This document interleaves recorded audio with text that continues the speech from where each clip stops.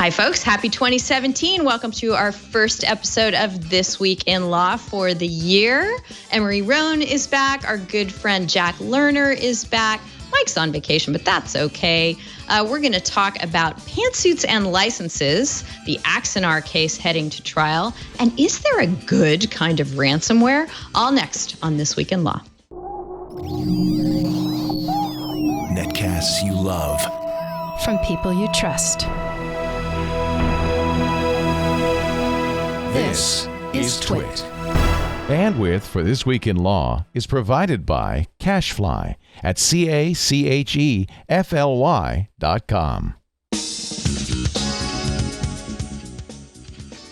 This is TWiL, This Week in Law with Denise Howell, Emery Rohn, and Mike Keys. Episode 372, recorded January 6th, 2017. Santà, Faire. Happy New Year. Happy 2017. Welcome to the first episode of This Week in Law for the new year. I am here with co-host Emery Rohn, who is busy getting a fabulous legal education at California Western School of Law these days, and busy getting back from wonderful holiday world travel. Great to see you again, Emery. Denise, it is a pleasure to be back. I am so excited to start the new year off right, so let's get into it. Let's get into it. We have one of our very favorite guests on the show joining us again. We were just talking before starting the show that we've been remiss in having Jack on more frequently, but we're addressing that issue right here, right now, having him on today. Jack Lerner from UC Irvine, where he is a clinical professor of law and the head of the UCI Intellectual Property, Arts, and Technology Clinic. Hello, Jack. Great to see you again. Hello. Thanks for having me. Wonderful to have you back on the show. I am told I am supposed to mention corned beef to you from Jim Tyre. So yes, corned Jim beef. Tyre and I have been to Langer's to eat corned beef, the greatest corned beef sandwich in the world, and that includes east of the Mississippi as well as west of Mississippi. So big shout out to Langer's, and we're going to have to get some corned beef again. Wonderful. Is there with pastrami, but. Jack and I are basically in each other's backyards here because I'm also in Orange County, California. Is Langer's nearby? I somehow have missed it if it is. Langer's is in very close to downtown Los Angeles, where I lived for many years and taught for many years. So it remains close to my heart. Put it that way. I can't believe we're starting this show off talking about Langer's. Shout out to Langer's, everybody. It is the best. Starting the year off talking about Langer's. That's right. We've got much all more downhill from here, in other words. That's right. And now I'm getting hungry too.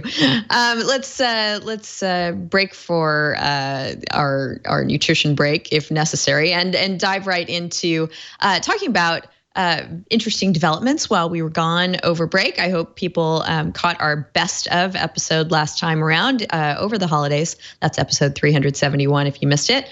But right now we're going to start making some memorable moments for 2017 and begin our discussion of legal issues for the year with one of our favorite topics, the Axanar film.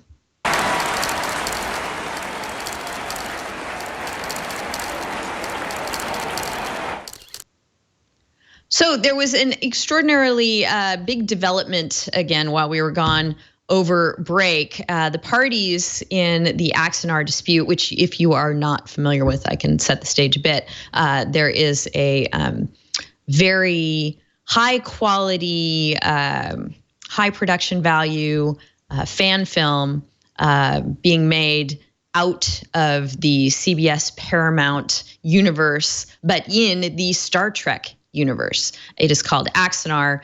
It does not exist as a film yet, which I think is an interesting thing to note as we continue to discuss the legal decisions being made about the film that doesn't exist yet. What does exist is a script, a very well done trailer. I believe they've released, and I haven't seen it yet, so I'm going to have to catch up after the show, a scene that will be from the film if it gets made. And what also exists is a lawsuit, and the lawsuit has been going on for some time by Paramount and CBS against the folks making Axanar, trying to prevent them from being able to make the film. We've talked about that a lot on the show. So the most recent developments in that suit are the court just ruled on the parties' cross motions for summary judgment. Each party came in and said, we should win the case court, and you should decide that in our favor right now. Neither party won completely. The case will go to trial. And from the documents I've seen, the trial date is right now set for January 31st, 2017. Those can be fluid, and I wouldn't be surprised if that moved, but that's what's on the pretrial documents right now. In Los Angeles, before Judge Klausner in the Central District of California, Federal District Court. So in the cross motions for summary judgment, neither party won, but CBS and Paramount got some very important rulings in their favor. Jack, you want to bring us up to speed as to what exactly we're going into trial with here? Well, just this week, the court ruled that essentially this had to go to trial, and the court ruled on a number of issues. I'm just pulling up the opinion here. The court ruled on a number of issues. The most, I think, notable is that this form of fan fiction is not fair use. Now, it's not to say that not all fan fiction is fan fiction is not fair use, but here the court said, look, this isn't fair use. It's a classic prequel. A lot of money was raised, and most importantly, this is the kind of thing exactly that Paramount would want to actually do a Star Trek prequel. And so essentially that's what the court said the court can go to trial, and there the jury has to decide a number of things. They'll probably also be given the fair use jury instructions, but also they need to decide a key issue in copyright, which is substantial similarity. That probably won't be that difficult. I think that this will probably settle at some point. But we'll see what happens, and it could actually be an injunction as well, which I think is pretty interesting for a variety of reasons as well. We could get into. Right, Emery. I know you've read through the ruling as well. What jumped out at you? Yeah, so actually a couple things I thought were pretty interesting. The ruling is definitely worth a read. If nothing else, it gives a lot of clarity, I think, into some of the points that Judge Klausner weighed more heavily than others. So to just provide a little bit of background, the film that we're talking about is called Axanar, and it is ostensibly about according to the defendants, a minor character from the original series that had his story expanded into their own quote-unquote original story.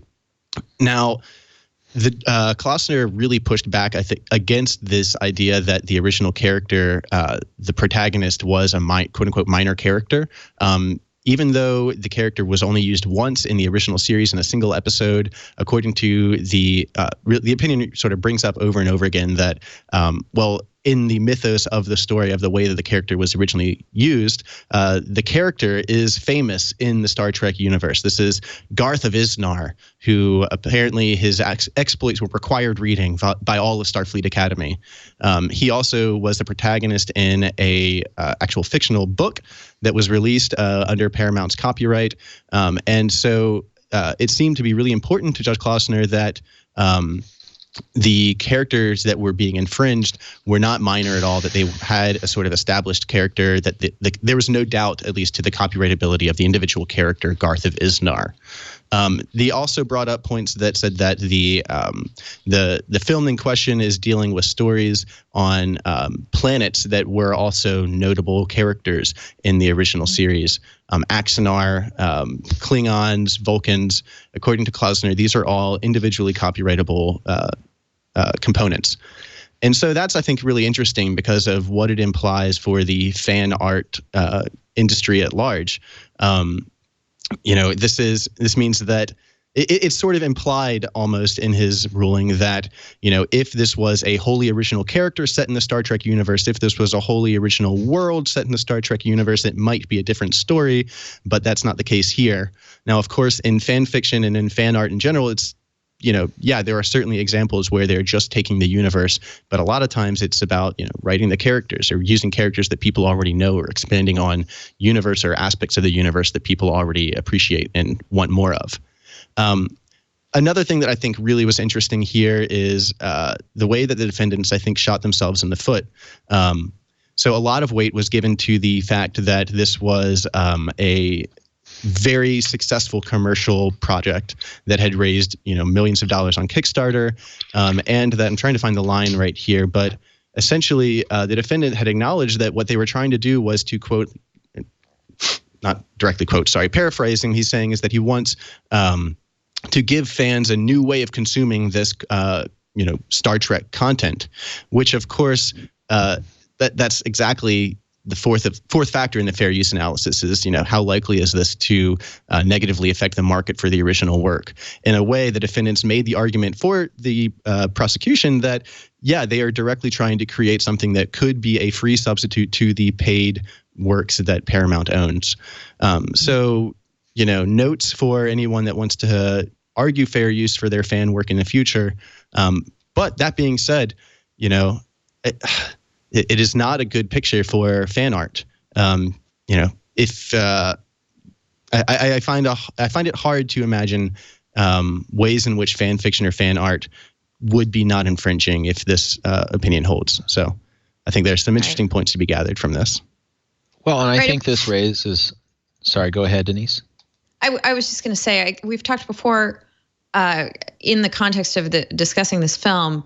Of the importance, not just of the money, but of the technology that is available to people who are not, I was going to say not within the studio system. And I don't know if that's an accurate statement to say about the people making Axanar. As I understand it, some of them, have great experience working for other studios and are definitely Hollywood technical professionals. But the technology that is available to them in their independent capacity, yes, they've raised money, but they are not, affiliated with CBS or Paramount here or any other major studio. They're doing this on their own, and the fact that they can put forward a product that, as Emery was saying, is good enough to let them out of that fourth factor of the fair use analysis, that it can actually compete with something that CBS and Paramount could produce themselves, I think is playing an important role in the court's overall analysis here of whether fair use should apply. So I guess the point I'm trying to make is that as technology improves, perhaps we need to think about whether fair use is, what it's intended to do. Should it make a difference that you can make something? Should things have to be fuzzy and blurry and amateur looking in order to qualify for fair use? What do you think about that, Jack? Well, okay. So I think it brings up Section 1201. Yeah, no, I mean there is a Section 1201 issue that this relates to the issues around around making encryption illegal in the work that documentary filmmakers have done to try to show, or making decrypting and circumventing the technological protection measures like encryption that exist on DVDs. Why that's so important, and that's because of the ability to remix and the need to comment on and criticize works in culture, right? It's a little bit different here from fan fiction, where there isn't actually appropriation, even if lawful. There isn't appropriation of Star Trek in terms of actually saying, okay, we're going to take Star Trek and then put it in our documentary or whatever, or a fictional film, in order to comment on it, right? What you have here is a classic prequel, and it's a prequel that uses an existing character, right? And it uses all kinds of copyrightable elements of this universe. But I want to push back against the idea that this is somehow a declaration about all fan fiction, because I think there's a strong argument, and maybe the doctrine should be stronger in this direction than it is, but I think there's a strong argument that there should be a lot of leeway in the law for fans to create fan fiction. Now, doing $1 million Kickstarter and producing a big production about it is a little different. But putting that aside, I mean, what if this wasn't about Garth of Izar or Isnar? And and I don't know if it's Izar or Isnar, because Emery said Isnar, but the opinion says Izar. So excuse me, it is Isnar. Folks on IRC can chime in, but again, I mean, look, there's a couple things at issue here. First of all, you're dealing with a fantasy world that has become a huge part of culture. a huge part of American culture and culture all over the world, right? People use culture to express themselves. That's something that the law and society should encourage, right? People go on Reddit. If you go on to the subreddits and dealing with Game of Thrones, there are people with theories. They don't have very much fan fiction on there, but there are people with theories that go on for pages and pages. Some of the most glorious tinfoil hat theories you could ever imagine, and they're doing this because this work has touched them, and they're spending time thinking about this because their work has touched them, and they want to talk about it, right? Imagining an alternate universe inside the Star Trek universe is really not that much different, right? So imagine if this had said, hey, okay, somebody created a universe where you had Klingons, where you had a united federation, where you had people, a Captain Kirk or a Captain or the other Captain Picard, who stood for a certain type of person, who stood for a certain set of values that really speaks to me as a creator, and I want to imagine something that took place in that universe, right? That isn't necessarily something that we should just outright outlaw and say that the copyright holder for Star Trek should control every imagining of anything that takes place in that universe forever, right? Because it's a very, very thin line, and I would actually argue a very blurry line, or maybe even an indiscernible line between a straight-up criticism where someone is saying, "Hey, let's look at Star Trek, let's look at what it's saying about the world, and let's imagine a Star Trek story that takes place." And so I think that fan fiction is in many respects a form of criticism, and it's a form of someone saying, I'm going to use this cultural expression that's out there, or this expression that's out there in our culture, to express something about myself, and to actually put into words or put into symbols or images my own feelings and my own thoughts and my own perspective on the world, right?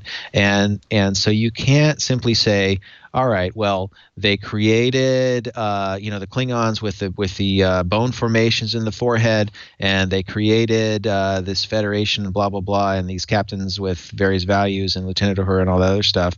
Therefore, no one else can ever talk about this unless they're explicitly doing it in a tightly cabined kind of, okay, well, I'm going to put this in a book of literary criticism, and I'm going to have to invoke Foucault and Derrida and all this other stuff, and all these other literary critics. At some point, people need to use culture to express themselves, and that's why fair use exists. Now, I'm not saying that this particular story, which uses a character and isn't really claiming to do that, and isn't really claiming to be some sort of personal expression, definitely is not fair use, or definitely should be fair use, and I haven't read all the papers and whatnot, so I'm not willing to say that. I'm not surprised, because this was sold as essentially let's just add to the Star Wars canon. We're not really trying to say this is a type of personal expression, right? But when some 15-year-old kid says Star Trek really speaks to me, and I'm gonna create a story in that world, and I'm gonna imagine something that happened in that world as a way to express who I am and what I think of life. That's the kind of expression that we should encourage, right? And the law doesn't always fit the way that people express themselves. In fact, it has never fully, perfectly fit how people express themselves. But that's why copyright keeps being amended over and over and over and over to adjust to technology. It can never quite keep up. But that's the history of copyright, and that's what technology and that's why it's constantly in flux, and that's why it's interesting to folks like me. So I think one other thing really quickly is that all of this in the age of the internet, where you can share things easily, in the age of remix, where you can actually create very easily, whether it's your own original content or whether it's by remixing content using cutting and pasting technology or whatever editing technology. The fact is that people can now create in ways they never could before, and that is something that's a glorious blessing for society. And the law is adjusting. It's taking some time, but I think that's the direction that things should go. Now, do I think this prequel, this is sort of faithful prequel is not by a 15-year-old kid who has really no other means for expressing themselves or doesn't have the vocabulary to do that yet necessarily. Obviously this is very, very different. But let's look at fan fiction in the context of our cultural milieu, and in the context of the technology that's out there, and in the context of what's important to people and what they're talking about and thinking about and how they talk. I would agree 100% with the policy arguments that you're making and the idea that what it should be. But I just want to highlight from the actual order, when we talked about, or when you talked about whether, the idea of Klingons with their bone-shaped, bone protrusions could be protectable characters. That's actually what Klausner points out. I'm just going to quote from this. Klingons have distinctive physical features, including ridged foreheads, dark hair and skin, and upward-sloping eyebrows. Klingon men also have facial hair. Vulcans are part of a federation, a species that suppresses emotion in favor of logic and reason. They are technologically advanced and frequently have pointed ears and upswept eyebrows with a bowl-shaped haircut. Now, taken together, these characteristics of Klingons and Vulcans are not elements of expression that necessarily follow from the idea behind the expression and may be entitled to copyright protection. So I think that Klausner, it really is implying, I don't disagree with you at all about what it should be, but based on this order, I think that Klausner is implying that the entire Klingon culture, the representation of Klingons, the representation of Vulcans are protectable under copyright, which I agree is very worrisome from a fan fiction and fan art perspective. Because, if we were to take this back and say that, our Tolkien's orcs, are dark, monstrous creatures that are typically, have, oversized muscles and maybe pig-like faces with, large canines and wield maces. I mean, if we were to say that that was a protectable character, then obviously any kind of high fantasy, orc-like character would be infringing. So I think that, we need to, as a society, get to the point where we recognize the validity of fan art and the importance of remix culture and the importance of the idea that people need to be able to build off of these other works. But that being said, right now, it's a worrisome order, I think.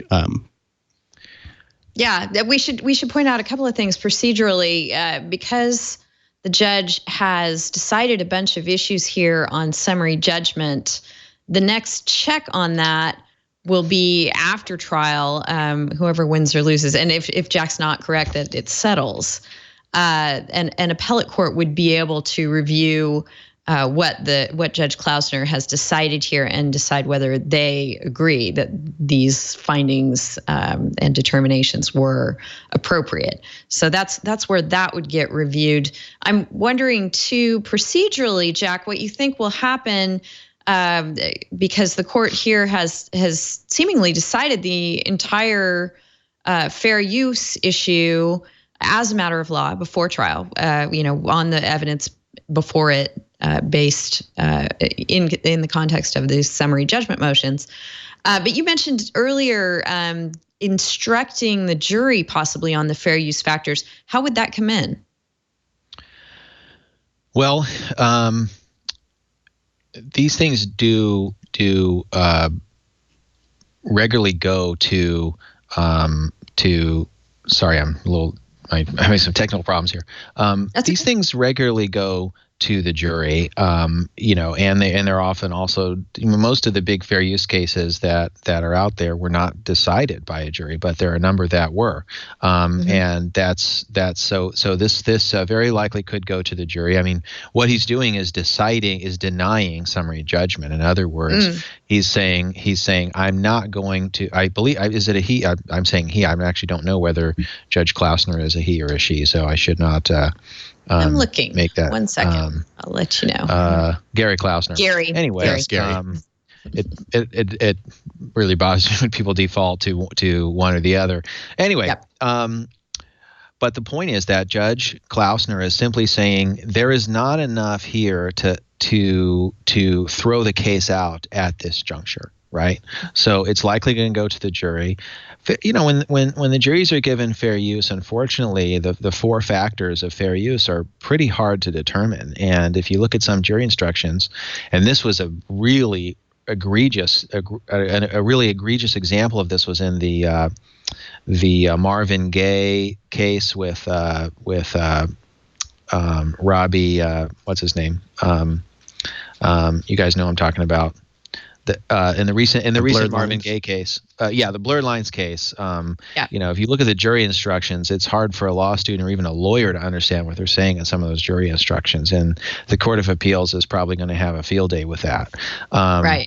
And this happens often when jury instructions are given, fair use instructions in particular. It's just very, very difficult to determine, to make a judgment call on what those factors mean. And there's, you know, reams of law review articles and literature about why the fair use factors don't work very well and fit very well. But it is what it is.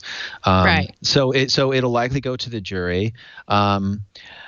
Defendants don't have a great time in jury trials about copyrights that involve big franchises, and especially those that involve celebrities. And so that's another reason why I'm hopeful that it'll settle, but or why I think it should settle, because I think, you know, the public should be exposed to this. At the same time, I do think that it's, you know, it's the studio and the creator of a particular work should kind of control how that work is done. And somebody pointed out on the chat, and I think it's absolutely makes a lot of sense. You know, that might conflict with a reboot that they're planning and mess up the canon. I mean, so, you know, if it turns out that Garth of Izar, had a whole double life as a spy, I mean, who knows what, and there's already something in the works on that, you know, 5-10 years down the line that they've spent a lot of money on, they're going to have to rethink all of that. So, you know, I mean, there is something to be said for them to control, but at the same time, I think it would be sad for the fans if they did that, if it were, you know, enjoined, and, you know, basically the court has the power under copyright to order the defendants here, Axanar Productions, to simply bury the production, so they can actually seize all the copies of the productions and order them to be of everything in order to be destroyed. Now, the legal case for that, I think, has to be really, really strong, but you know, that is, you know, something that's in a court's remedy in pretty extreme situations, and it happens more often than you would think. But I also think that this has been something that, particularly with Star Trek, but also with Star Wars, studios have had to think very, very carefully about, you know, how much do they want to encourage fan fiction and fan art, and how often and how much do they want to control that. And over time, Disney has really evolved into sort of saying, oh, you can't have any fan art, to, you know, encouraging or tolerating a large amount of fan art on sites like DeviantArt. And like, shout out to DeviantArt here, which has been a leader in sort of expressing why fan fiction is important, and why it has a cultural, a very important role in culture. And, you know, I think also a big question to think about is how large copyright owners want to interface and work with their fans. And I think it was with Star Trek, but I may be wrong, so folks correct me if I am. But I think that with respect to Star Trek, there was actually a stated policy where you could spend up to $50,000 on a fan art production and, you know, go out and do it.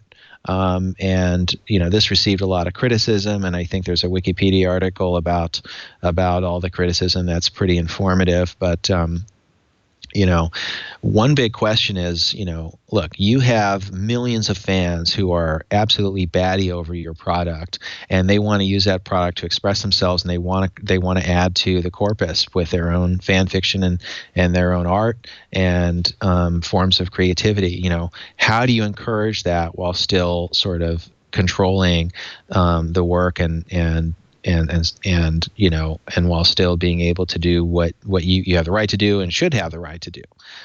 You know, and that's a tough line to walk sometimes for these big companies. But I think the smart ones will have a positive relationship with their fans and say, hey, let's work together to build something together.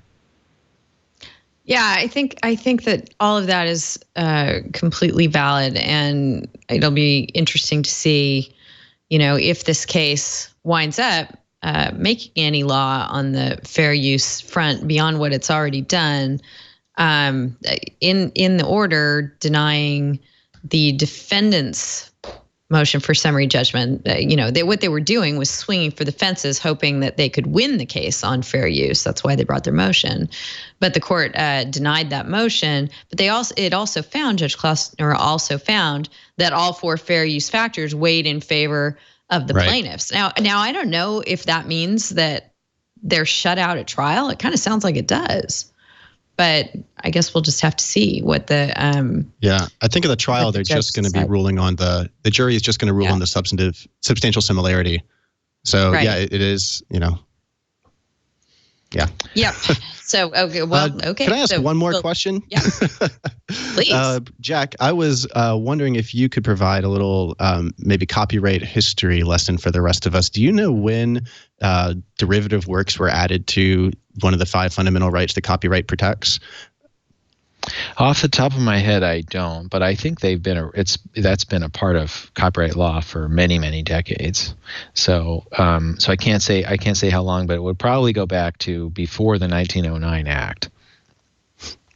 Gotcha. It feels like that is frequently the area where everything sort of breaks down.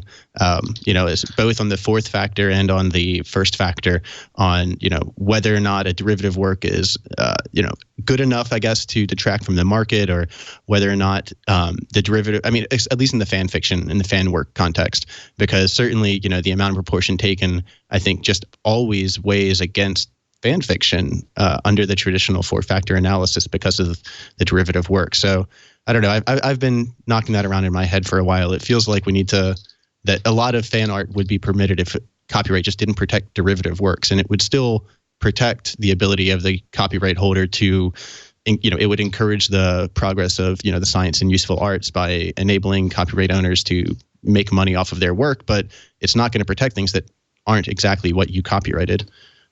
But you brought up a great point with, the future canon and the creation of, universes and future marketing possibilities. It's a tough problem. Yeah, it's interesting. So, derivative works and works that make fair use, so there is some overlap, and so calling something a derivative work doesn't necessarily take it out of of fair use, right? This was an issue, for example, in the Harry Potter case from about 7 or 8 years ago. The court there, this was about the Harry Potter lexicon, essentially sort of an encyclopedia of all things Harry Potter. And this went to trial, and there's a big trial, and it was a trial before the judge, not before a jury, and the judge said ultimately that this was not a derivative work, because obviously it wasn't a sequel. It was a lexicon, so it was like a dictionary and encyclopedia. And the derivative work was, the court said, this violates copyright, but it violates the reproduction right, not the derivative work right. Contrast that with, for example, The Wind Done Gone, which is a parody, or not a parody. It was a commentary on Gone with the Wind. It was sort of Gone with the Wind told from the perspective of an African American. And there, the court said that was fair use, even though The Wind Done Gone would clearly be a derivative work if there wasn't fair use. And so, all fair use violates one of the exclusive rights, because it makes copies in form of a quotation or an excerpt or a clip, or it uses copyrightable elements in the form of if you're doing a parody, for example, if you want to do a parody of a Klingon, you're going to show the facial structure and other copyrightable elements of that Klingon. And by the way, if this is also a fun thing to get into, the Klingon, the language Klingon, you could very, I don't know if this has been litigated, and so correct me if I'm wrong, but the Klingon language can be taken out of copyright in a sense, and you could say, okay, well, I'm going to actually create a sentence talking about, my job or my car or whatever in Klingon, right? And would that be copyrightable? I would argue it probably shouldn't be copyrightable because it's just like a recipe or set of instructions. It's a set of concepts that you're then taking and creating something new with, right? And to me, maybe the bone structure, but like there's a lot of, and this was an issue before the in motions before the trial as well in this Axanar case. Certain elements, a tunic is not copyrightable. The color yellow that Captain Kirk wears is not copyrightable. I mean, you could have trade dress for things like UPS brown, but that's different. There's a lot of elements that aren't. A bridge of a ship is not copyrightable. A throne-like chair that the captain sits in is not copyrightable. It's when you combine all those things that you get copyright protection, right? And so, with something like Klingon, you could say, okay, well, it's a collection of sounds that you use to express yourself, and I again, there's a lot of alternate realities or variations on this set of facts where I think it would be a lot more difficult of a question. For example, what if they didn't use any Star Trek characters, but they only use the Star Trek universe? Maybe you could say that's a set of building blocks that other people should be allowed to use. Right. Do you want to bring up for our listeners, the 3-factor analysis for copyrightability of a character? That was also a question here as well. You can go ahead and do it. So for a copyrightable, I said that as I was furiously searching through the order for the exact quote. But from the the classic Batmobile case, a character is copyrightable if it is in order for a character to be copyrightable, it has to have its own. It has to be built up way more than just a stock character, and it has to have its own sort of body of work, and it has to. There's a third one that I'm going to try to find really quickly, listeners. But that being said, that's why.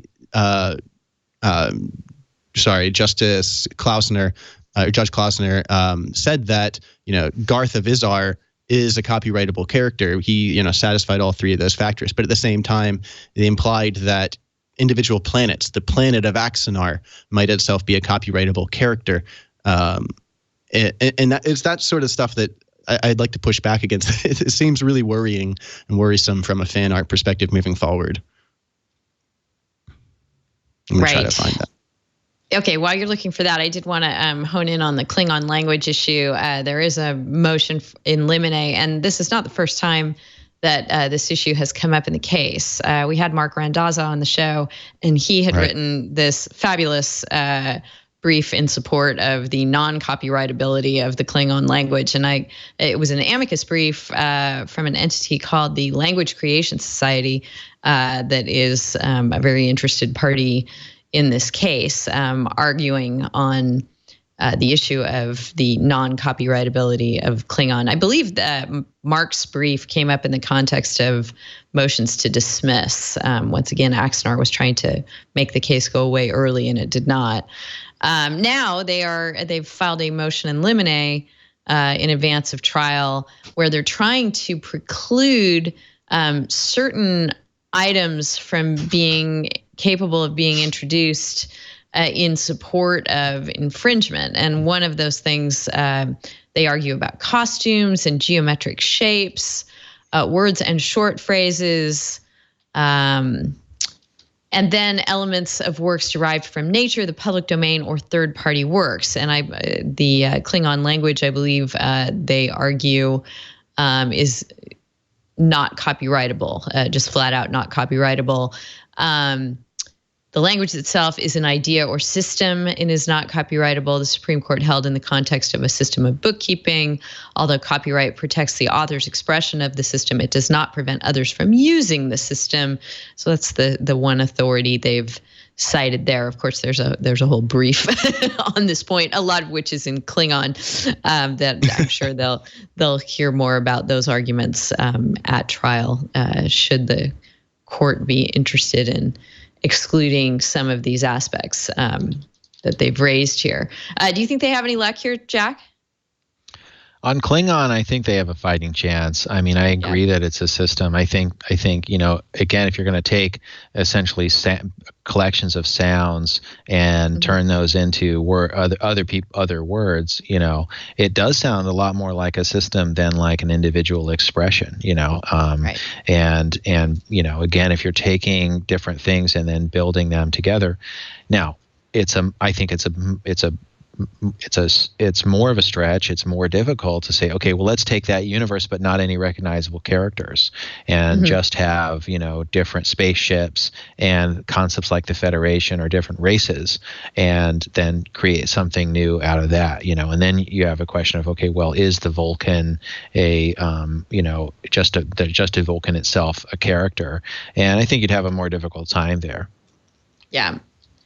I do think it'll be fascinating to see how this all goes down. Very excited for the trial of this case to take place, if it, in fact, it does take place. What do you think a settlement would look like if they settled, Jack? Well, they might say, okay, well, you have to, maybe it would be, well, you have to give us, do this for free, or give us, well, they're already going to do it for free, but that's a good question. I mean, I think that if there was money at stake and Paramount was okay with it, that might be one thing. But, Paramount's perspective is, hey, if we allow, like really high quality productions to just be put out there, feature length productions, where is that going to end? And, how are we going to be able to control our properties if we're allowing that to happen? At the same time, it seems like a pretty big middle finger to the fans to simply say, yeah, we're not going to stop until Axanar stands down and, buries this and gives this the kibosh, right? And so so maybe Paramount would take it over. Maybe Paramount would say, well, you can only stream this. Maybe Paramount could say, well, you can have a special screening, once. If I were their lawyers, I'd say, let's talk to some charities that we both feel comfortable with, and maybe have some special screenings, give the money to charity, and be done with it. I don't know. I mean, if it were me, I would really be thinking about the fans. And this is where, sometimes, protecting your copyright can actually, if you want to take that to the nth degree, I mean, I think copyright gives rights holders so much power that a lot of times what they choose to do is not exercise. In fact, the vast majority of the time, they don't exercise all of the power that they could to control the work, and rightfully so. And so I think, hopefully that's what will end up happening here. Just because I think, there's a huge collection of fans that are pretty into this, and let's look at the larger context of the Star Trek universe and the Star Trek subculture. I mean, if you look, there's a Wikipedia article about I was referring to earlier about Star Trek fan fiction, and I mean, there has been a lot of fan fiction. There have been little mini series, and earlier last year actually. Paramount actually released some guidelines that said things like, well, you can have up to 15 minutes and so on. And so you can also see this case as a kind of a larger struggle between the fans that want better guidelines and Paramount that wants guidelines that really don't allow the fans to do as much as they like. And that's a struggle that's going to continue regardless of this case. But it's a very interesting thing, because at some point, and you got to give Paramount credit, they've already recognized this in their guidelines and stuff, even if it's not satisfactory. And a lot of people are pretty bitter about it, but Paramount has already recognized that they're not going to be able to control every expression of this and every piece of fan fiction, and they're not trying to do that. And so somebody wanted to write, a novel-length Star Trek spec script, or a novel-length Star Trek story, or a spec script, and put it out there. I doubt anything would happen to them given the environment. But I also think, you can look at Star Wars, you can look at all kinds of stuff where, popular culture becomes people's mode of expression. Now, that may not be that may not be desirable, and maybe you'd want more, Longfellows or more, Hawthornes or Melvilles out there, but all those people were standing on the shoulders of giants as well, and they were remixing in their own way previous works, as somebody on the chat was saying, and I think that's worth noting as well. I mean, all of all of culture is derivative in some way, and some things are wildly creative while also being wildly derivative. Harry Potter's a great example. Star Wars is a great example, and Star Trek is probably a great example.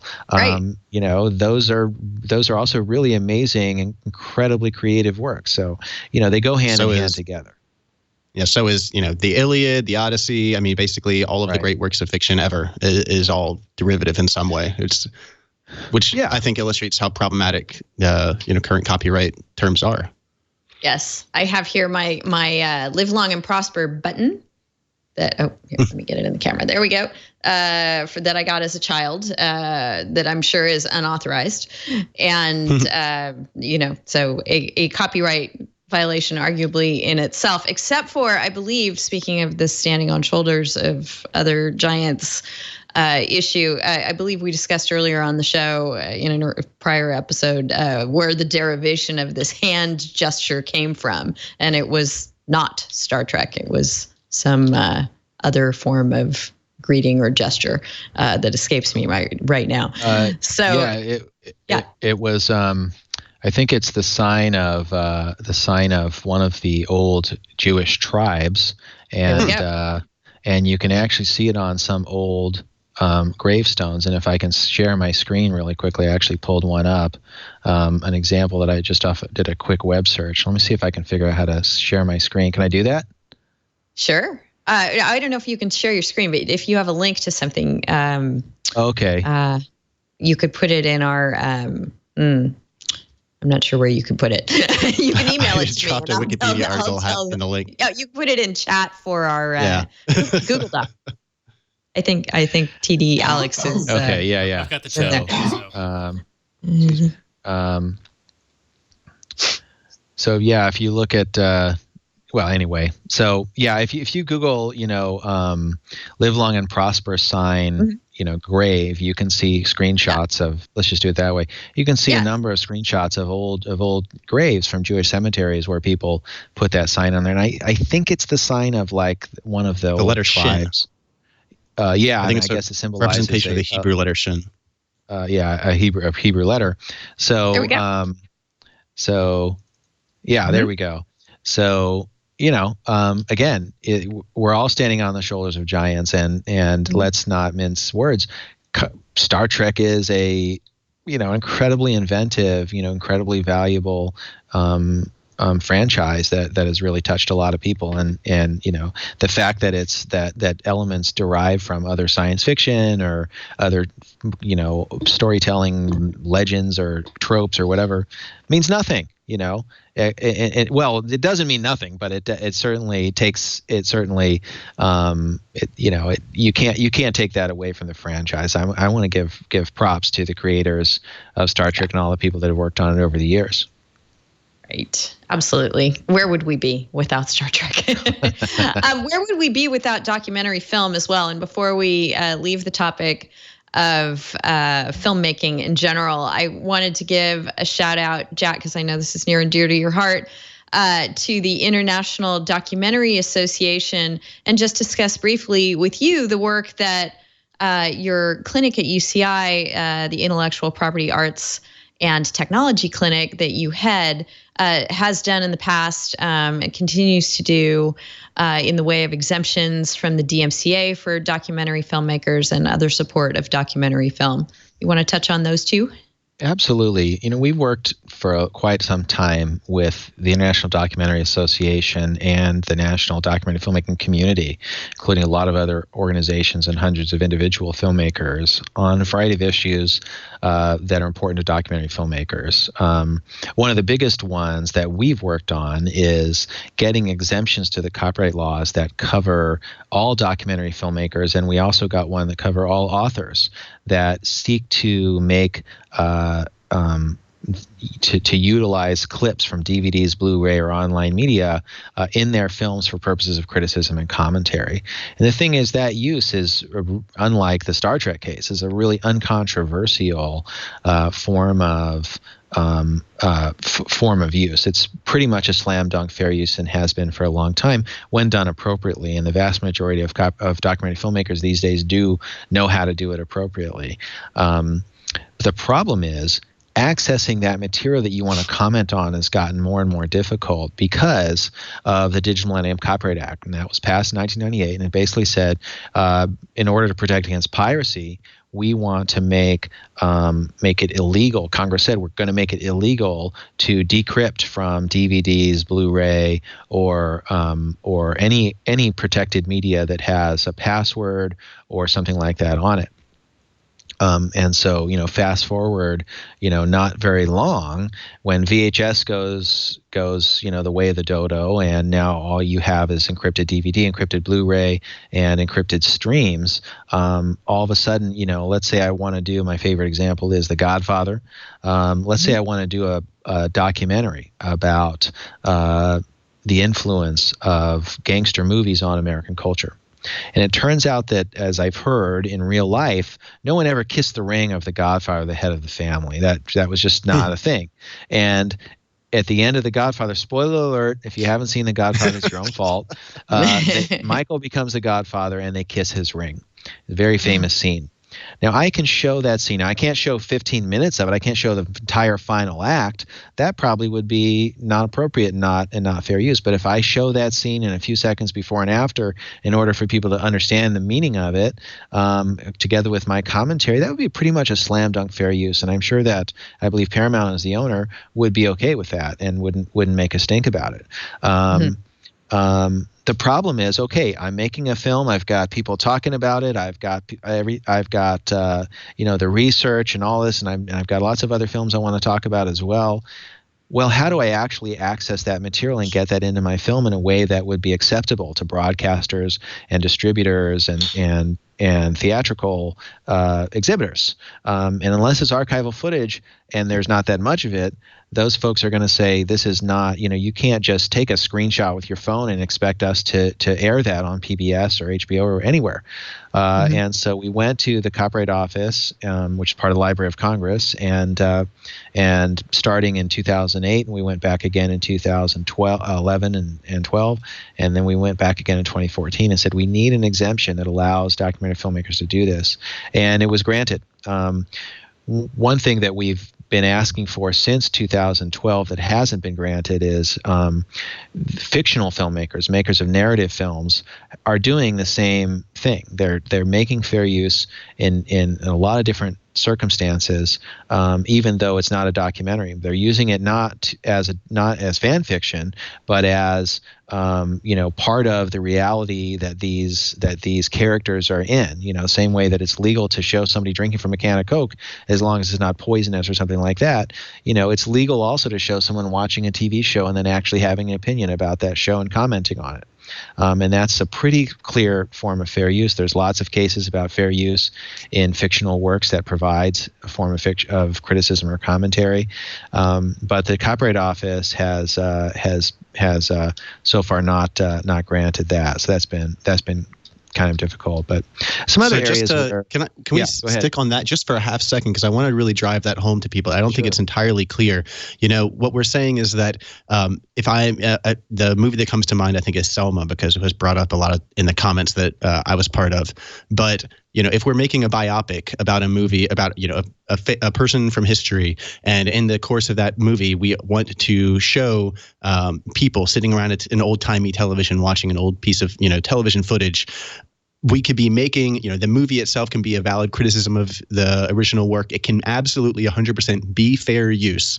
Okay, so that means it wouldn't be infringing of anyone's copyright, but at the same time, it's illegal for the filmmaker to actually get the footage that is required to make a fair use.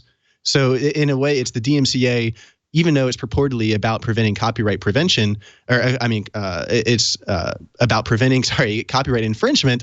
It is admitting that even in cases where there is a fair use, it's still illegal to circumvent do the required circumvention in order to make that fair use.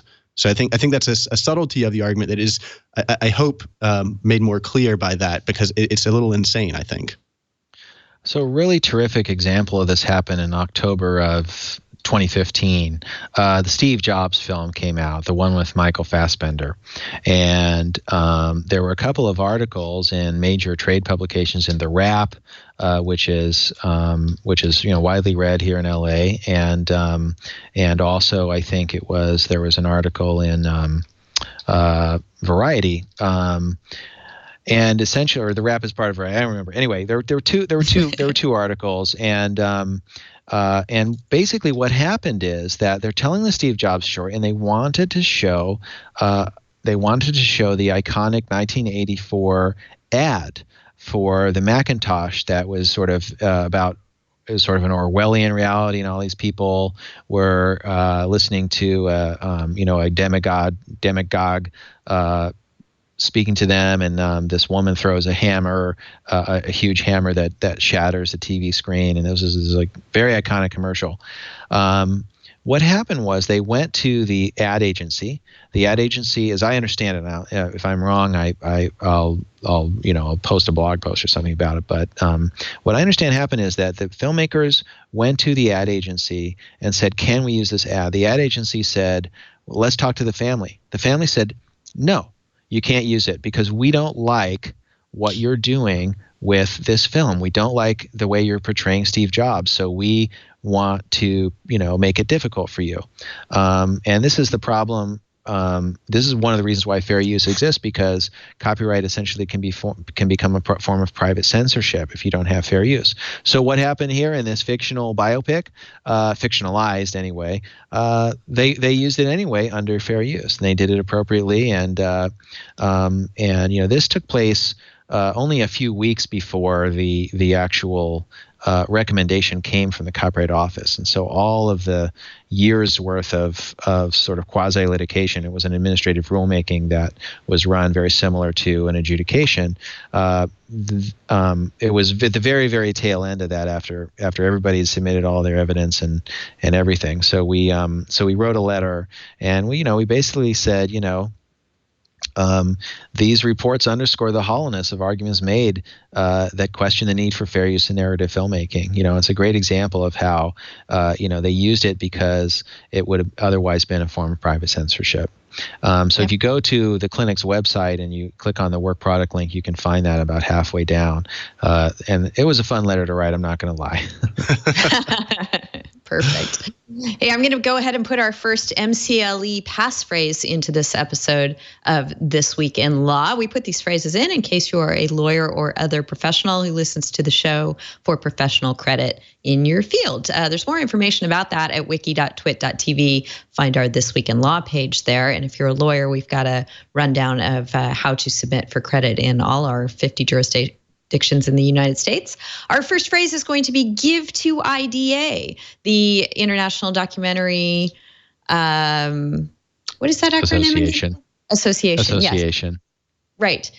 Which you can do by going to Jack's fundraising page. We're going to put that in our discussion points at tagpacker.com/user/this week in law. We're in episode 372 this week.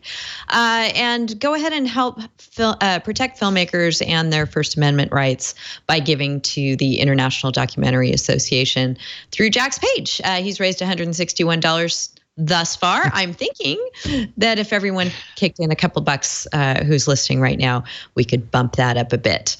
So good luck, Jack, with that. Also, there were a couple of things I wanted to mention to you as you were speaking. You triggered just a couple of things before we move on, Jack. First is, if you have not seen the episode of Saturday Night Live and the segment in a recent episode with Benedict Cumberbatch, which parodied the Apple commercial, where the same segment that was at issue that you just described, the 1984 piece from the famous Apple commercial. Benedict Cumberbatch's episode of SNL had a version of that that actually used the Kohler branding, which I found interesting, and it was for the Kohler Cool toilet.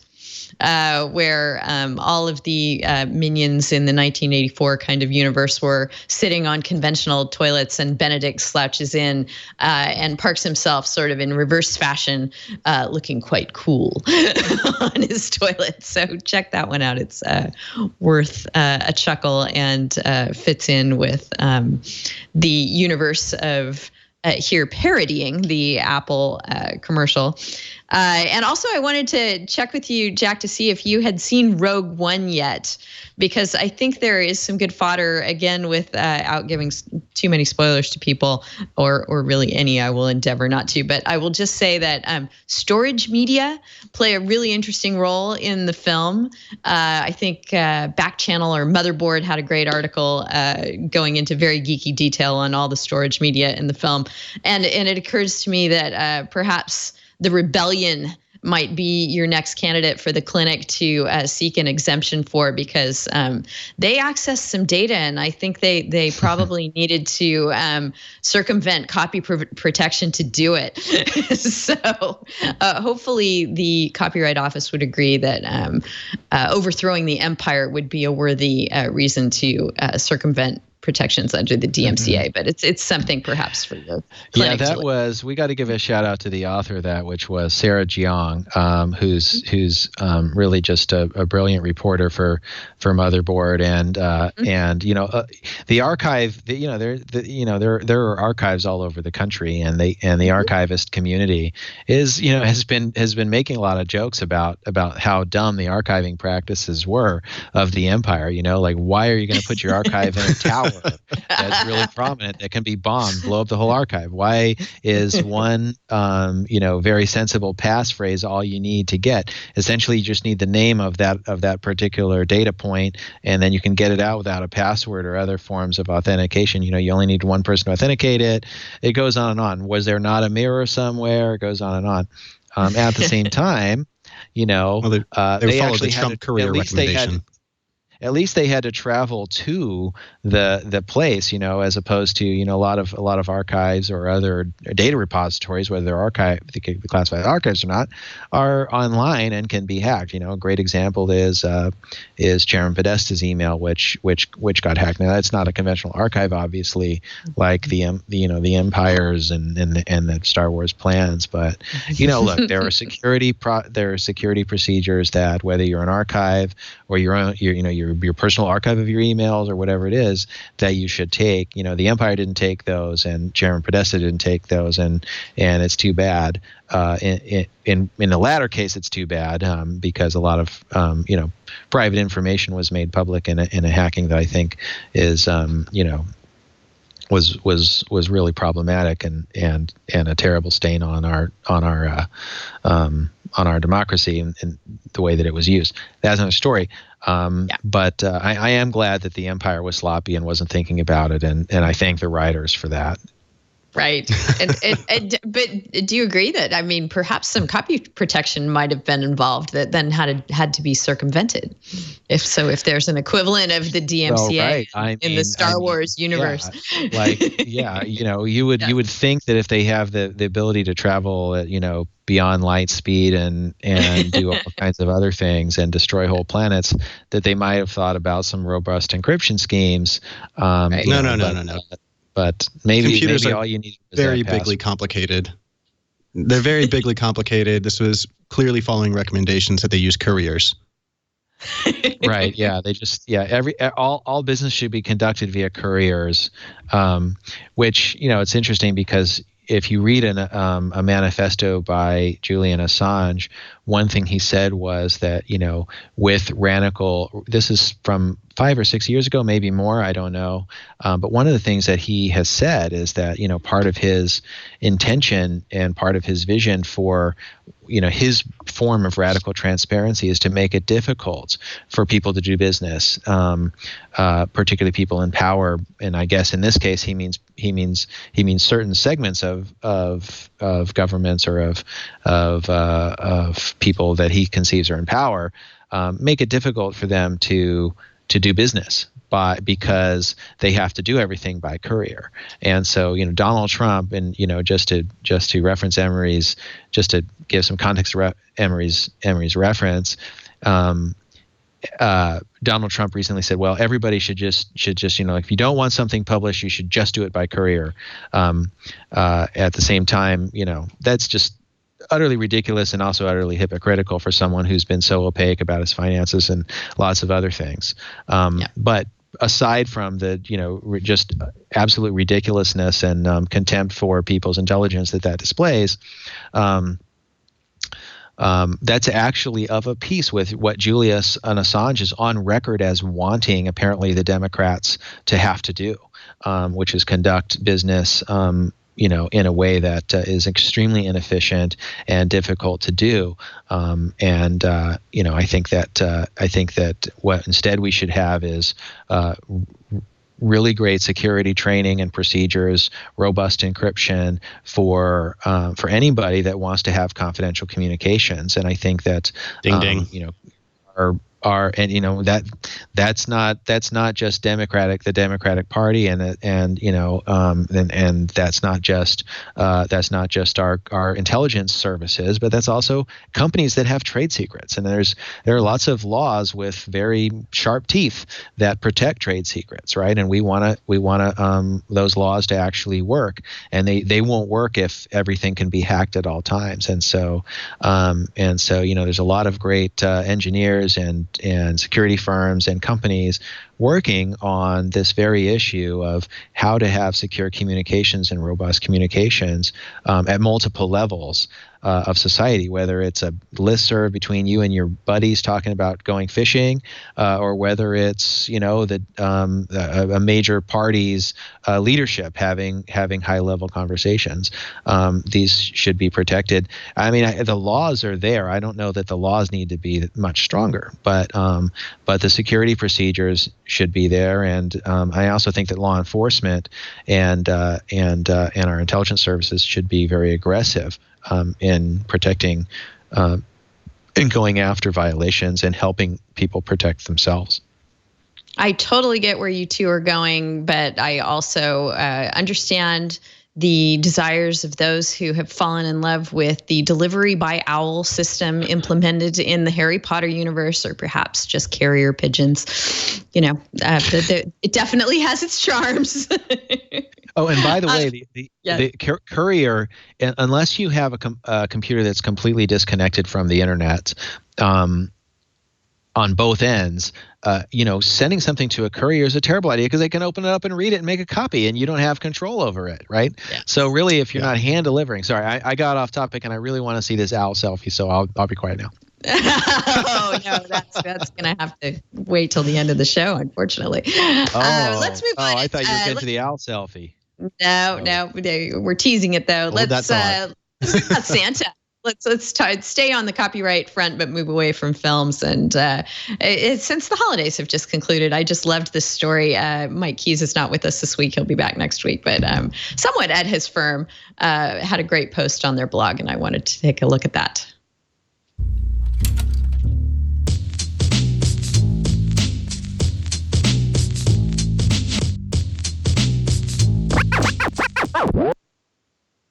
This is by Jake Holt at Mike's firm, Dorsey and Whitney in Seattle.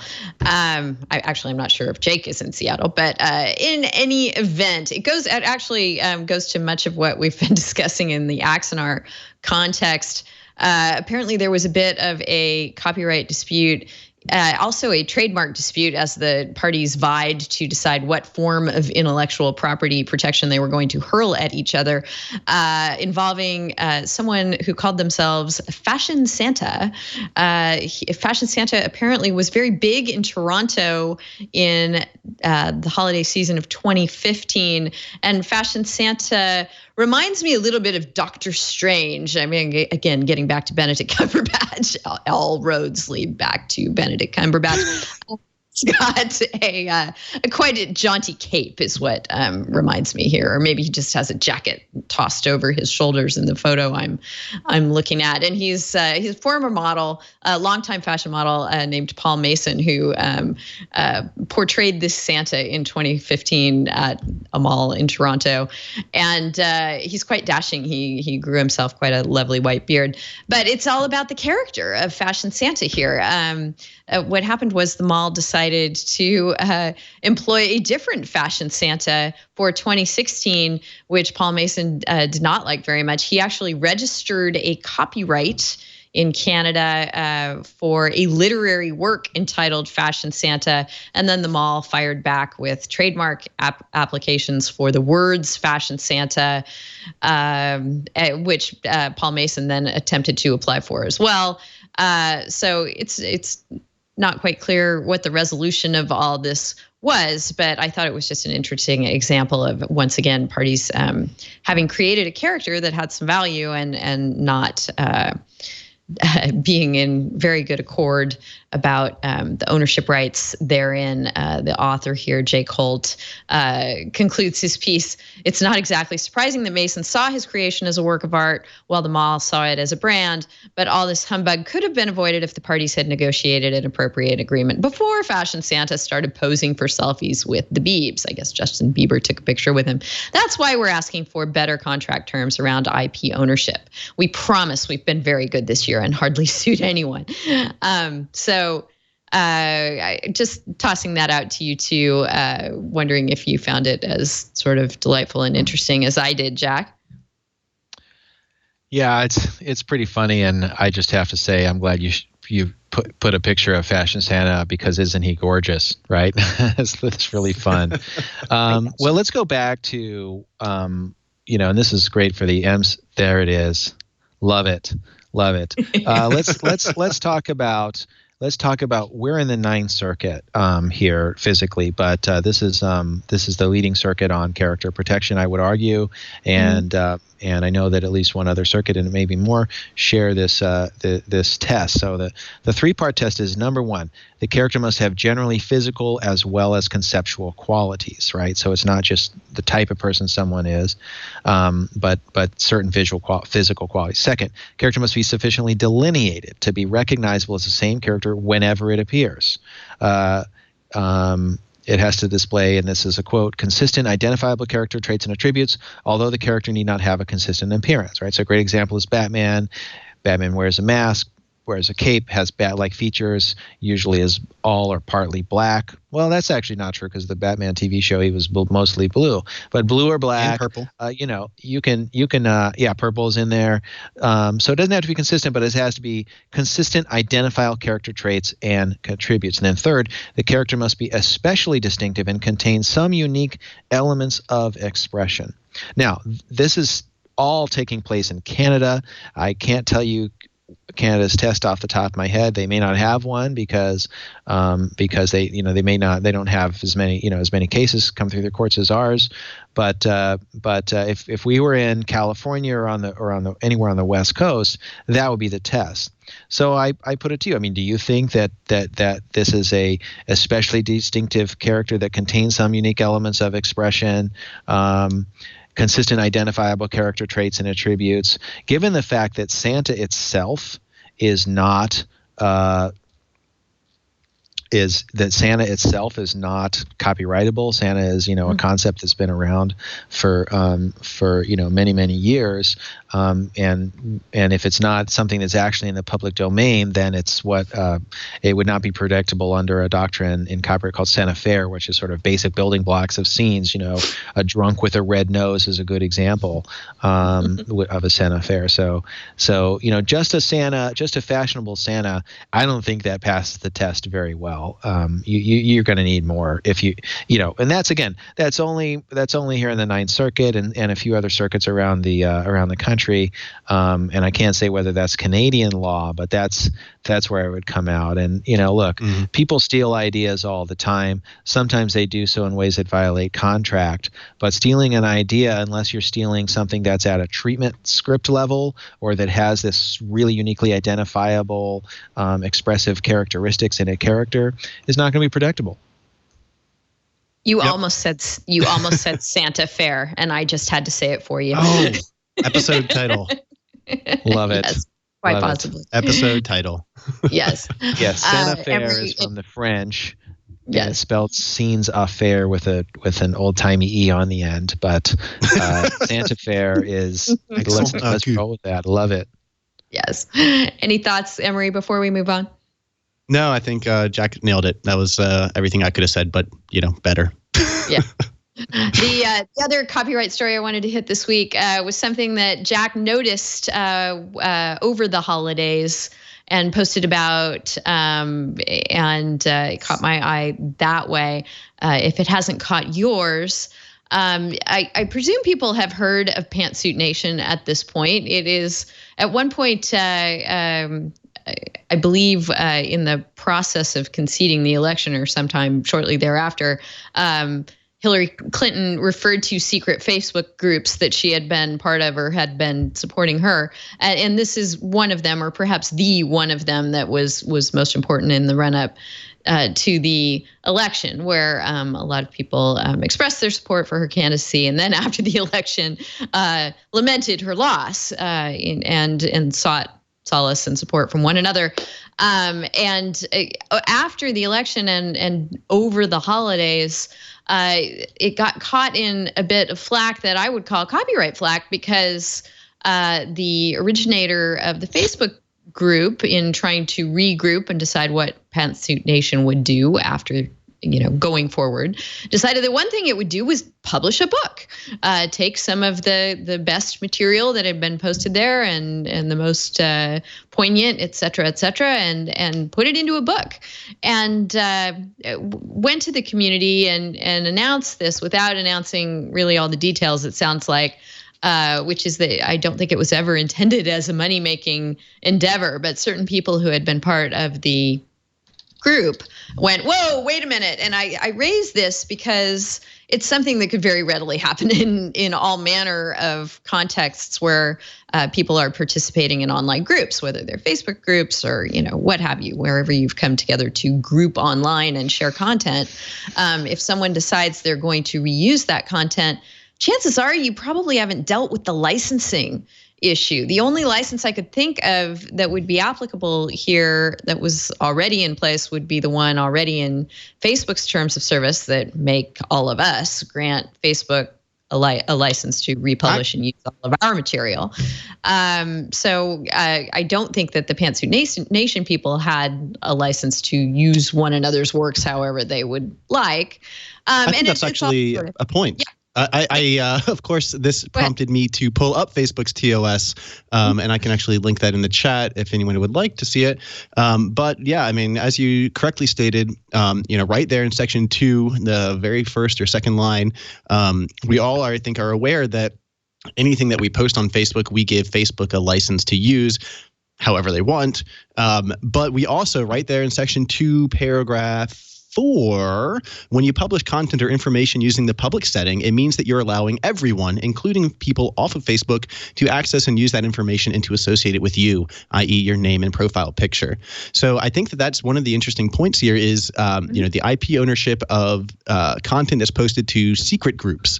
Whether, this Pantsuit Nation, which is purportedly a secret, which would imply non-public group that still has 1.8 million members, whether or not that's an actual public submission or would be certainly important in that decision. But also down in section 5.7, the TOS requires that if you collect information from users, you will obtain their consent and make it clear that you, not Facebook, are the one collecting their information, and post a privacy policy explaining what information you collect and how you're using it.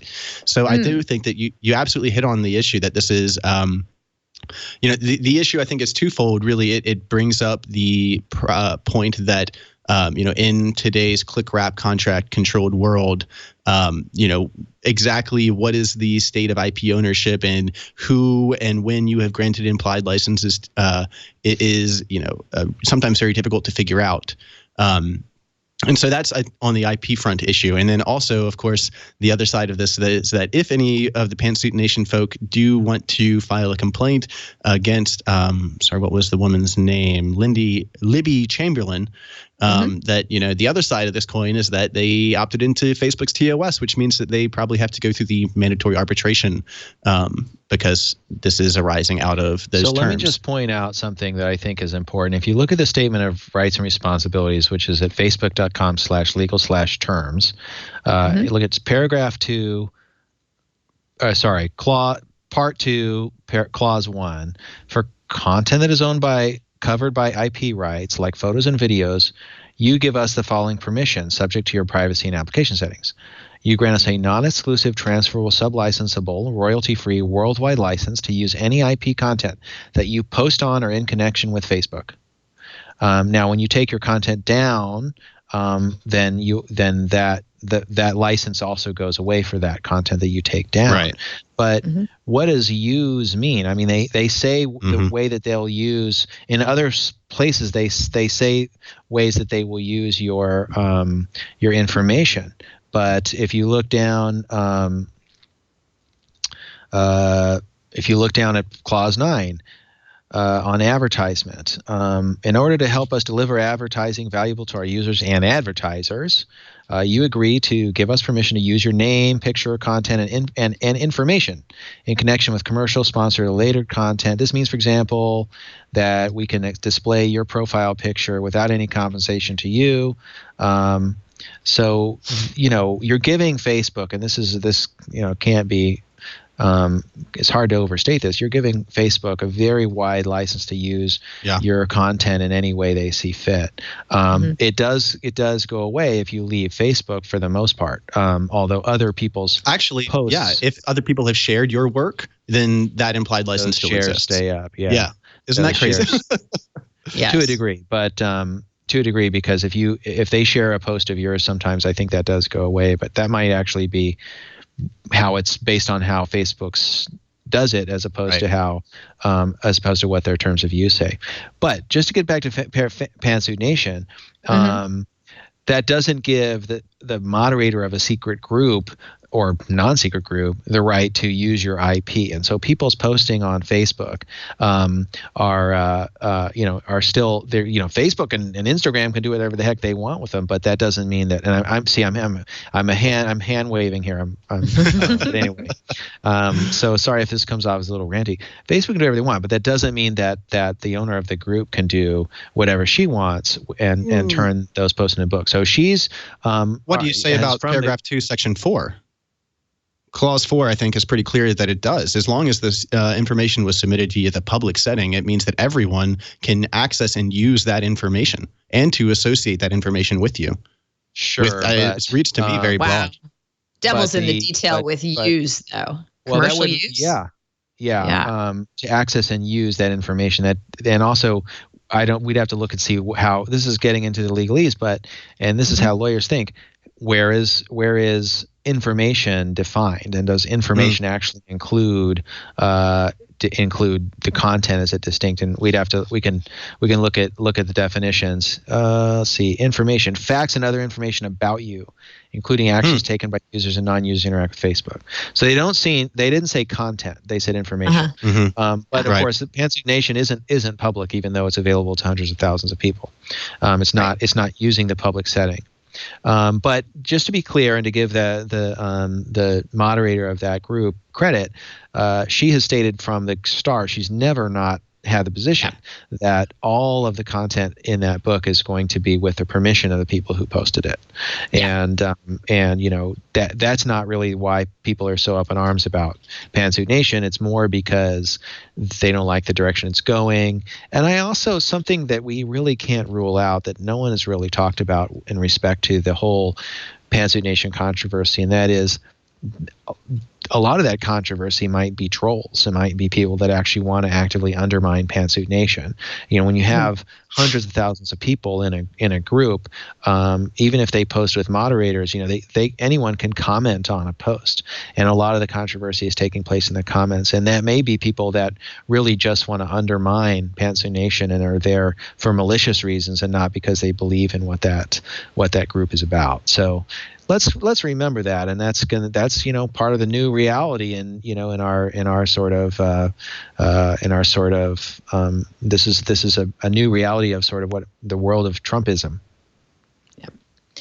A reality of our world right now is that CES is going on even as we speak. So it seems like we can't really do a show while CES is going on in parallel without talking about the Internet of Things and how that is evolving. So let's do a bit of that.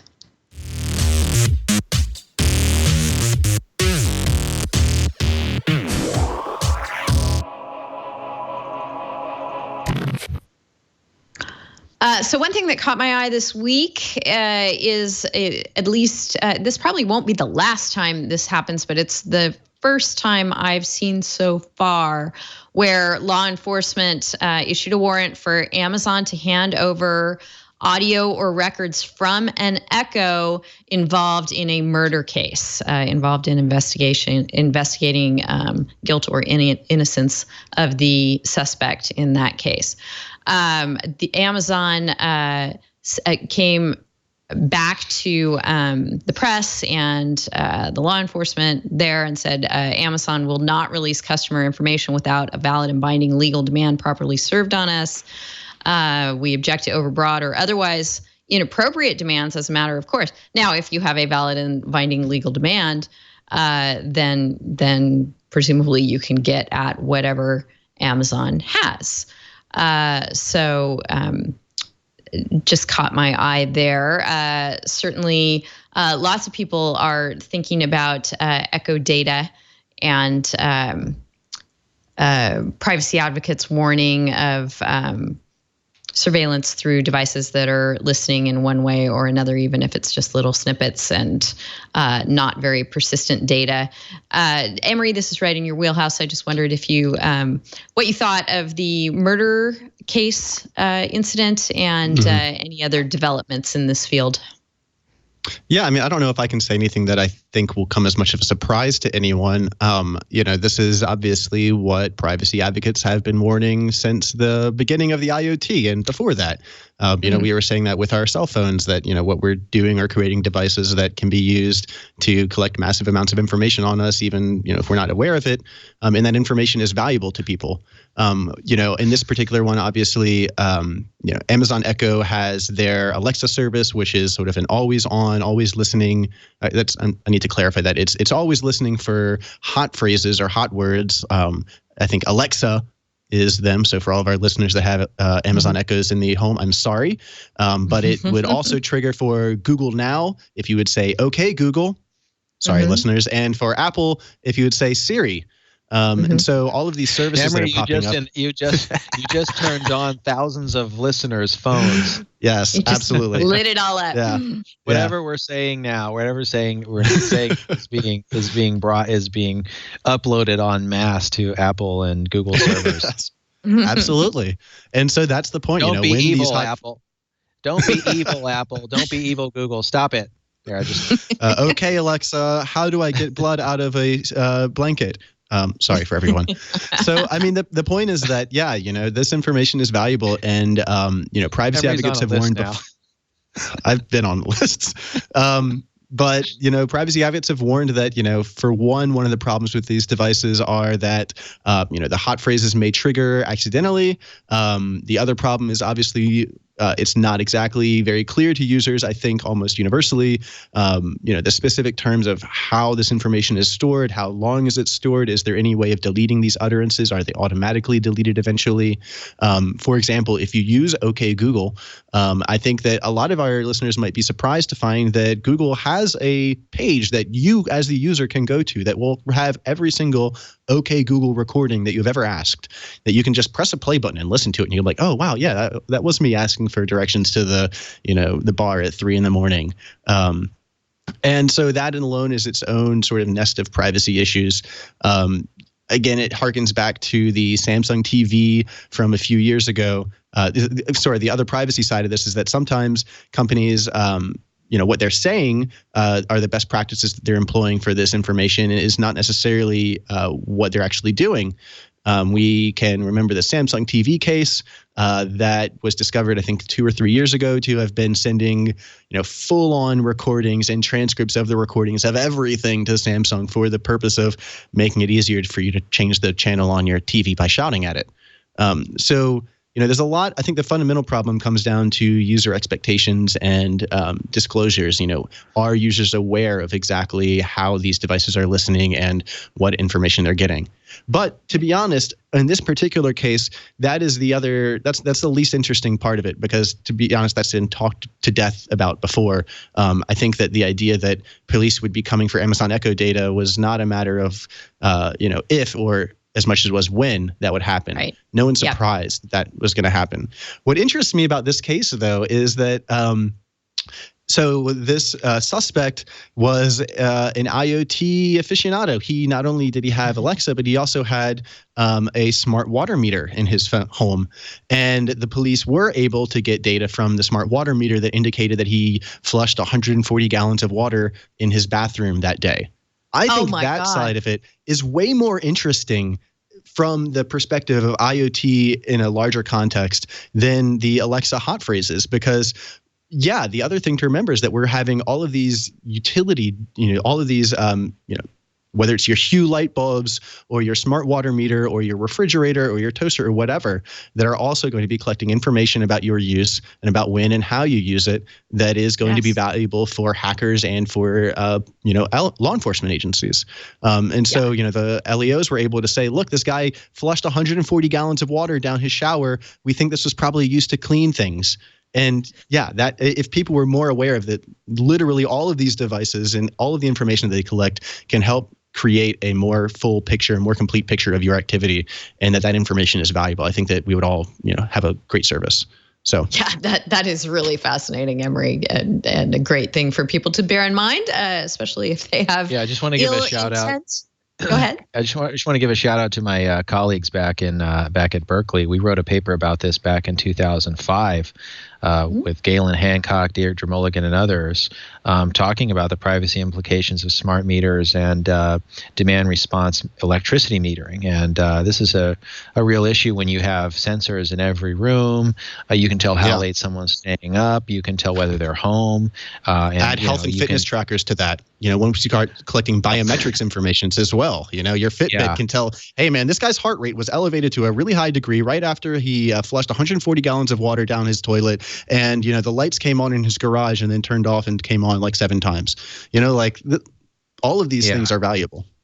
Right. No, I got this great Fitbit from my wife, and I was super excited to monitor my sleep. And then I realized the only way I could actually check my sleep numbers was by uploading all that information to Fitbit.com. I was like, why do I have to upload it to Fitbit.com just to get it off my phone? But it won't sync without internet connectivity and uploading. And frankly, I don't feel comfortable giving all that information to a company.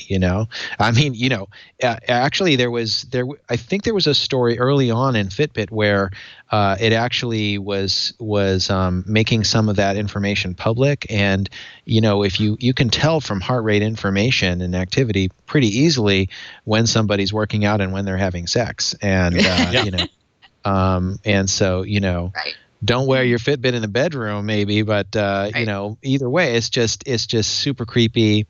And the problem is that people are not well informed about this. People don't have proper notice of what they're actually giving away and how it's being used. And the long terms of service that that you agree to when you upload that Fitbit and log in just don't provide adequate notice. And when all the providers do it, and there's only 5 or 6 or 8 providers and they all do it, the free market isn't working very well. If consumers say, I really want to do this, but I absolutely have no choice to use any of these things unless I give my information to these companies, that's market failure.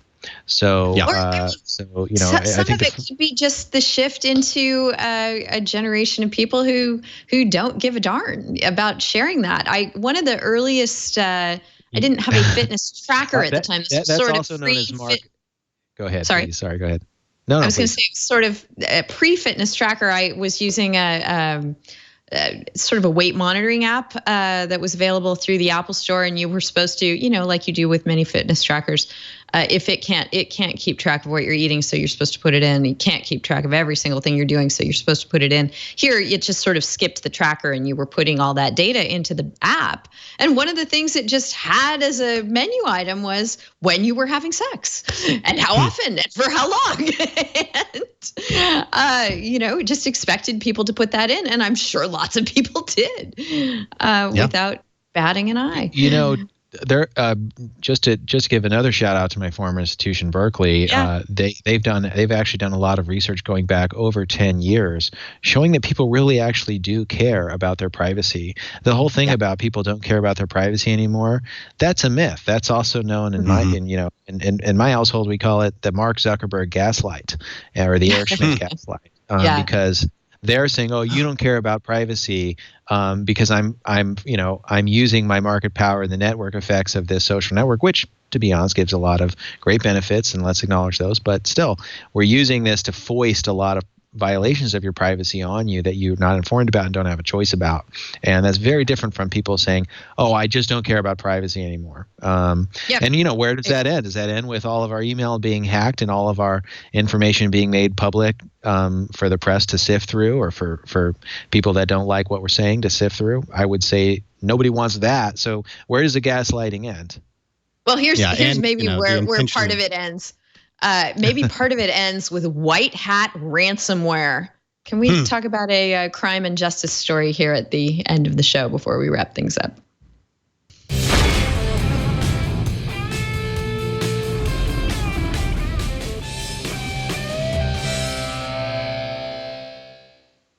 I never thought I would be pondering whether ransomware could be white hat, but now I am, thanks to Kulova, which is something I spotted courtesy of Emery, who was very interested in it, and another ransomware story that was far from white hat a little earlier on called Popcorn Time. Why don't you describe both of them to us, Emery? Sure. So I'd like to start off with the Popcorn Time ransomware. So our good friend Steve Gibson over on Security Now had an episode where he talked about this on Security Now, episode 590. If you would like to go listen to a more technical breakdown of it, I highly recommend it. So this was the coolest, scariest thing I heard the entire time I was off the air last month in December. Popcorn Time is a piece of ransomware that was discovered that is fascinating. So ransomware was the scourge of 2016 and 2015 and continues to be a huge threat in this year as well. Effectively, it is malware that encrypts the contents of your computer and then requires or presents a message to the user that says, "Hey, if you ever want your files back, pay us, X amount of Bitcoins, and we will send you the decryption key to decrypt your files." This is really novel and interesting for a lot of ways. One of the reasons I think it's interesting in particular is the fact that for the first time, paying a ransom is guaranteed to get you the stuff back, and so it's been enormously successful in that regard. So last month, a piece of ransomware was discovered in the wild called Popcorn Time. Not to be confused with the Netflix meets torrents open source software that we talked about last year of the same name. This piece of malware of ransomware infected your system, encrypted your files, and then presented you with a message that said, as expected, if you would like to see your files again, you can pay us 1 Bitcoin. It also gave a second option for decryption, and that's where it gets utterly fascinating. The second option for decryption was, look, we understand $780, that's what a Bitcoin was at the time, is a lot of money. There's a nastier way of getting your files back, and they actually use the term, the nasty way, and that is you can send this link to multiple people, and if 2 or more people follow this link, install the ransomware themselves, we will know that, and we will then send you a decryption key. Oh, that is the most evil thing. Yeah, most evil thing I've ever heard. So it's leveraging the fact that ransomware is enormously successful because it works and it does exactly what it promises. It then solicits users to, get in on their conspiracy and send out that message to other users and to spread the infection. I predict that this will be enormously effective as well and very, very evil. Another aside to the whole Popcorn Time ransomware that made it a little interesting is the fact that the message that was presented to users said that the creators of the ransomware are Syrian refugees, or not refugees, they're Syrian computer science students, and that the quote-unquote proceeds from this ransomware attack would be used to provide shelter and food to those in need. And, I quote, we're really sorry that we have to get you to pay this, but it's the only way for us to survive. So So, have you fake newsed that last part or no? No, that is that's a screenshot from the actual the message that appears on it. If you look in the show notes from Steve Gibson from Security Now's episode, they have an actual screenshot of what's presented. And on the left is, the normal way, the nice way. On the right, it says the nasty way. And then underneath it in a little green box, it says that, we're a couple computer science students. I lost my family and my little sister earlier this month. Siri's in a lot of trouble, and this is the only way that we can get you to pay stuff. So yes. So that's what they said. So that's a whole nest of really fascinating, terrifying issues, right?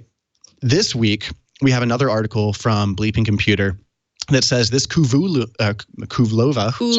ransomware does something a little different. So this piece of ransomware infects your computer, encrypts your stuff, presents a message that says that if you'd like to get your data back, you've been infected with ransomware. What you need to do is you need to read 2 articles about how to avoid ransomware. And they will then send you the decryption key that will decrypt your files. And so, in a way, this reminds me of the computer worm from, I want to say 4 or 5 years ago that made waves by infecting routers that had known vulnerabilities. Yes. And it would infect and spread itself through routers with known vulnerabilities. And then all it did, it didn't steal any information. It just infected itself and then spread. But before it left, it would close off the known vulnerabilities that the manufacturer had left in place. It's what we're seeing is this sort of bizarre, I'm not going to call it white hat by any means, but it's nothing we've ever seen before. And it's very, very weird. And so, when I'm thinking about these 2 articles together, the idea of like white hack ransomware or activist ransomware, what is there ransomware that can be spread by, if you want to decrypt your files, show us, or send a Bitcoin to this charity. Wow. Yes.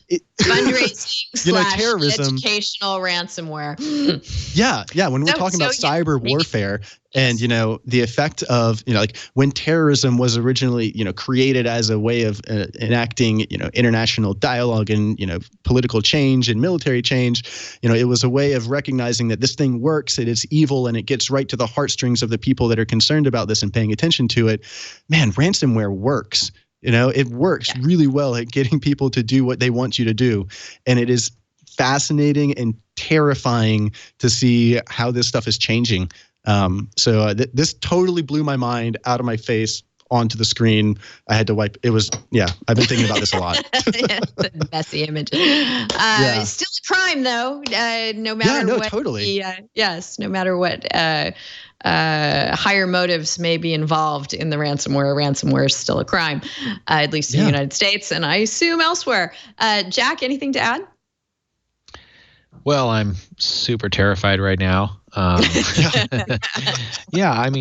It's really, I haven't looked very much into this, but it's very strange to me because why would you break so many laws? I mean, does a ransomware, when you download it, do you agree to terms of use that says we're going to lock this up? And, I wouldn't think you would.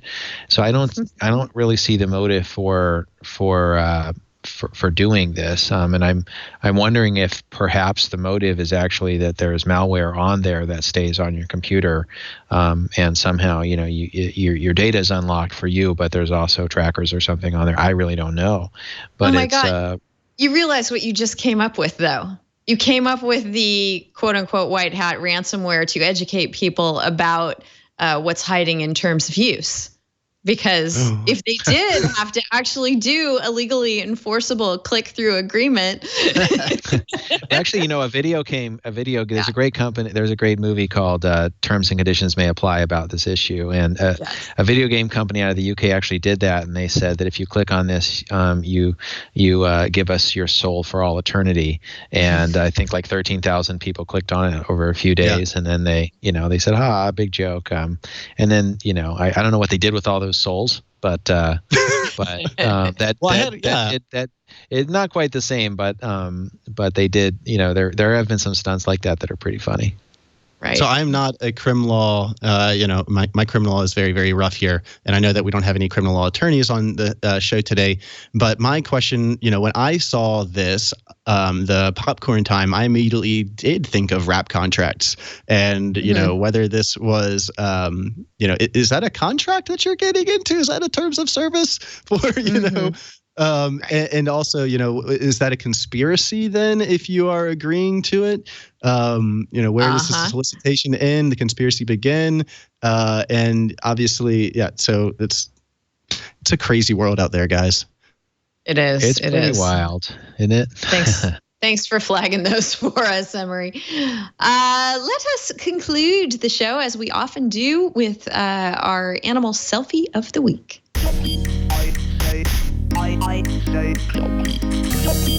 Finally.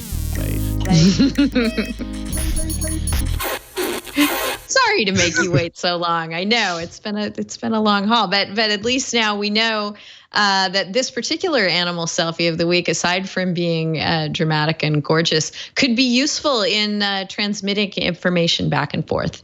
Let's just enjoy the fact that I believe this was in the UK. That's actually somewhere snowy. Quebec. That's in keeping with our season here. Oh, it's Quebec. Yes. A snowy owl was caught by a Montreal traffic camera, both in fast and slow motion there for you, and in all of its lovely dramatic flight. And goodness knows, what bit of information it was carrying from point A to point B. But let's hope it reached its destination. Our tip of the week for you this week is a great tip that also goes to much of what we've been speaking about today on the show. Piece at Consumerist called "Did You Get a Gadget for Christmas? It's Time to Opt Out of Mandatory Arbitration" by Laura Northrup. Consumerist is on this issue very frequently. We've flagged other articles they've posted on this topic on the show.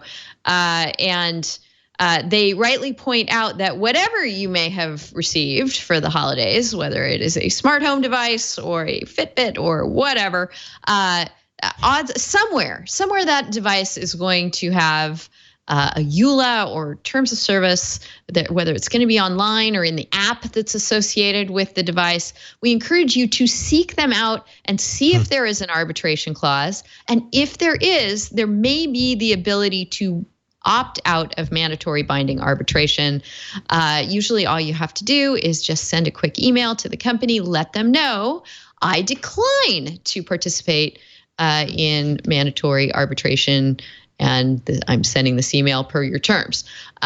So that will enable you to have a trial if you would like one. Otherwise, you don't have the option. As they write at Consumerist, if you choose to use arbitration, that's fine, but it should be your right to choose the venue that you prefer if you ever have a dispute with a company that made your product or the software that runs it. So don't neglect opting out of mandatory arbitration. And now would be a really good time if you have new gadgets in your life to consider that you might need to do that. Our resource of the week is pretty cool from a derivative work, fair use, remix standpoint. It is a visualization of every line from the Hamilton musical, and it draws relationships. It's by Shirley Wu. It's from Polygraph, or it's using Polygraph, I think maybe the right way to say that, which is a visualization tool. And it allows you to see every line in the musical and see the context, the order, and who it was directed toward. Shirley Wu went through every single line in Hamilton twice and recorded who sang each line as well as who that line may have been directed towards. She's noted every phrase that was sung more than once across more than one song, and that happens a lot in this show, and grouped them into broad themes so you can watch how those develop. And very interesting project from Shirley. And also interesting is the fact that the Hamilton, the musical, tweeted out this resource on its own Facebook page with the caption, "Every action is an act of creation. So there's an example of someone embracing, and then hashtag rise up. So embracing the mashup and promoting it actually by the rights holder. So kind of a neat resource there. And then I think we do need another passphrase for this episode of This Week in Law before we go ahead and wrap it up. Let's make it rise up from Hamilton. And again, we put 2 of these in each show in case you need to demonstrate to your oversight board that you actually watched or listened. So those are our phrases for today. We hope you enjoyed this episode of This Week in Law. I've had so much fun chatting with you, Jack and Emery. Jack, anything going on at UCI that you want to let people know about? Anything current with the clinic before we go ahead and wrap the show? No, nothing, no events or anything like that I can mention. This past year was a really successful one for the UCI Intellectual Property Arts and Technology Clinic. Among other things, we welcomed Christina Gagne as an adjunct professor, and she's heading up a small tech startup practice, pro bono tech startup practice for our clients. So if you want to learn more about the clinic, you can go to ipat.law.uci.edu. Thanks for having me on, Denise and Emery. This was a lot of fun, and hope to see you guys again soon. That's a great resource, too. I know tons of people who would love to take advantage of a pro bono tech startup practice. We also work with, area. We do a lot of work as well with documentary filmmakers, as well as nonprofits on IP and tech policy issues. Right. Wonderful. Cool. Thank you so much, Jack. Great chatting with you. Emery, good to have you back. Thank you. It was a pleasure to be back. And yeah, it sounds like Jack's workshop follows a lot of the same stuff that New Media Rights does. So I'm going to give a shout out to them because you can never, give too many shout outs to organizations that need it. So New Media Rights does a lot of the same stuff. If you're down here in Southern California and San Diego, I highly recommend checking them out. Maybe donate to them whenever our fundraiser comes up. And yeah, it's been a great episode. Thanks so much for having me. And Jack, it was a pleasure to talk to you. Thank you again. It's been so great chatting with you both and having all of you in our audience join us. If you have joined us live, that means you tuned in hopefully right around 11 o'clock on this Friday afternoon. That's when we record the show, 11 o'clock Pacific time, 1900 UTC. Might be 1800 UTC this time of year, I think, with the time change. I think that's right now. Anyway, that's when we do the show. And we love it when you can join us live, jump into IRC, let us know what's on your mind as we're doing the show. If you can't do that, though, don't worry about it. Head on over to twit.tv/TWiL.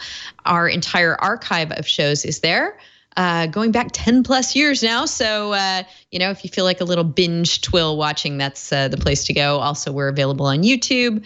We're available on Roku. In fact, if you go to the twit.tv/TWiL page, there will be all kinds of suggestions of ways you can enjoy the show, this and all the rest of the Twit shows, at your leisure on whatever device in whatever locale works best for you. So we're just thrilled that you join us. However, whenever you do so, please do get in touch with us between the shows. Emery is Emery at twit.tv. I'm Denise at twit.tv. Mike Keys is Mike at twit.tv. Let us know what's on your mind, what you'd like to hear more of, what follow-up comments you have regarding things that we've already discussed, what guests you'd like to suggest we invite on the show. All of those things are super helpful. And just, jokes, movie recommendations. I get all kinds of great stuff from our listeners. So thank you so much for continuing to keep those things coming. We very much appreciate you. We appreciate being here for our first show of 2017. We'll have many more to come. And the next one will be next week. So we'll see you then on This Week in Law. Take care.